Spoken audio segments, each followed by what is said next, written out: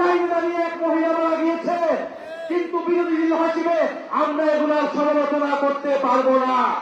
আমরা যদি সমালোচনা করি তাহলে আমাদের চোখ উপড়িয়ে ফেলা হচ্ছে, আমাদের রাস্তায় ট্রাক্টর ফেলা হচ্ছে, বালু ছাড়া ট্রাক ফেলা হচ্ছে।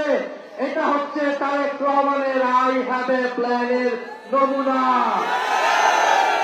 দেখেছি দমন করে, পীড়ন করে, বাধা দিয়ে গণতান্ত্রিক আন্দোলনকে থামানো যায় না।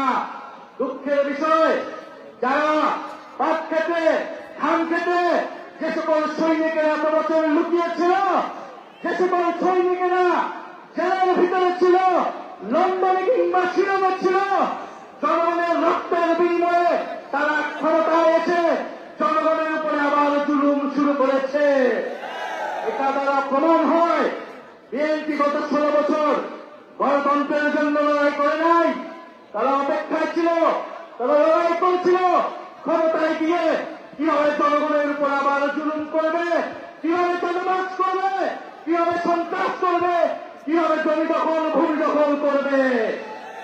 কিন্তু আমাদের ওয়াদা, বিএনপি যদি সেই পথে হাঁটে, স্বৈরাচার এবং সন্ত্রাসের পথে হাঁটে, আমরা লক্ষ কোটি জনতা ঐক্যবদ্ধ আছি। আমরা বুসাইদের উত্তর সুবিধা, উত্তর সুবিধা ঐক্যবদ্ধ আছি। নিজেদের জীবনের রক্তের বিনিময়ে বাংলাদেশে নতুন শুরু করে স্বৈরাচার এবং জুলুমবাজকে ক্ষমতায় থাকতে দেব না, দেব না, দেব না। তারেক রহমান, আপনি প্রধানমন্ত্রী হয়েছেন, আপনি বলেছেন দেশে এসে আপনার পরিকল্পনা রয়েছে। এটা আপনার কেমন পরিকল্পনা?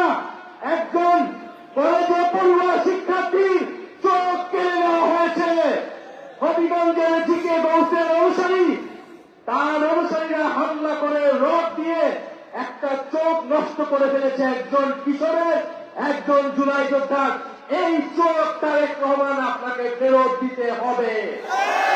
শেখ হাসিনা শত শত আমার ভাই বোনের চোখ নষ্ট করে গুলি করে আজকে দিল্লিতে নির্বাচিত তারেক রহমান এই নতুন বাংলাদেশে আমার আরেক ভাইয়ের চোখ নষ্ট করে কি বার্তা দিতে চাচ্ছেন? বাংলাদেশের জনগণ এটা মেনে নেবে না। অবশ্যই সেই কিশোরের চোখ কিভাবে ফেরত দিবেন আমরা জানি না, কিন্তু সেই চোখ ফেরত না দেওয়া পর্যন্ত আমরা ঘর ছাড়ব না।